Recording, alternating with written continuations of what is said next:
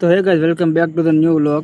તો ગાઈસ અત્યારે 9:30 વાગ્યા છે ને હું તો જમી કે હે ને આવ્યો તો ગાડી લઈને બહાર ભાઈબંધો હારે બેસવા માટે। પણ ભાઈબંધો તો તમને કહું ને તો અત્યારે કોઈ હે ને જૂના આપણા કોઈ ભાઈબંધો છે જ નહીં। કારણ કે બધા કહું ને અત્યારે જેમ જેમ સમય જતો રહ્યો ને એમ બધા હે ને મજબૂરીના કારણે બધા કામ ધંધા લાગી ગયા। એટલે પેલા જે બેવાવાળા જે હતા ને બધા કોઈ નથી અત્યારે।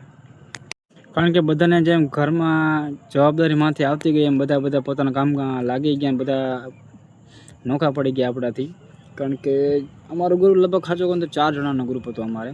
એ 4 જણામાંથી અત્યારે બધા 3 જણા જે રહ્યા ને બધા અત્યારે અલગ અલગ। 2 જણા તો અમદાવાદ છે, 1 જણો અત્યારે અહીંયા બોટાદમાં છે। પણ એમાં એવું છે આખો દી બીજો કામમાં હોય, સાંજ પડે એટલે પછી થાકી જાય, પછી સાંજે બેવાનો મેળ આવતો છે નહીં, એટલા માટે પછી હું ફોન નથી કરતો।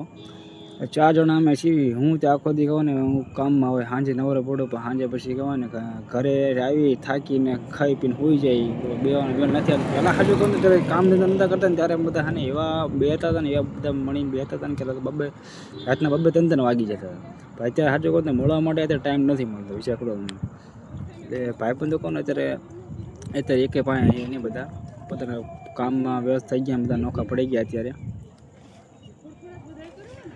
તમારે કોઈ ભાઈબંધ છે જેને તમે એટલા બધા મિસ કરતા હોય, બધા તમારા કામથી એ નોખા થઈ ગયા હોય તો આ વિડીયો એને નાખજો, એને મોકલજો, એને કહેજો કે ભાઈબંધ પહેલાં આપણે જે બધા બેહતા હતા અત્યારે એવી રીતે આપણે બધાને મળીને બેહવું છે। જો ટાઈમ હોય તો ટાઈમ તો કશું મળે જ નહીં, પણ કાઢીને આપણે પહેલાં જે બેહવું છે, પેલા જે સમય હતો બધો કાઢવો છે, અત્યારે વિતાવવો છે પાછો, બરાબર।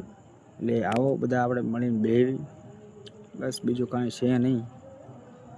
આગળ પાછો નથી આવવાનો, પણ હવે અફસોસ કે એમ, કારણ કે યાર હકીકત ભાઈબંધો વગર એમ કહો ને તો બહુ મજા આવે એમ। તો આપણે બધી વસ્તુ તો આપણે નવી હશે, એ નવી વસ્તુ સારી લાગે, પણ જો ભાઈબંધો જે જૂના જે છે ને એ જૂના ભાઈબંધોની મજા કંઈક અલગ છે। શું કરવું હવે, આજનો વ્લોગ આટલો જ તે। ભાઈબંધોને યાદ મારા લાઈક કરી નાખજો, સબસ્ક્રાઈબ કરી નાખજો। મળે એક નવા વ્લોગમાં। રામ રામ, સીતારામ, જય માતાજી।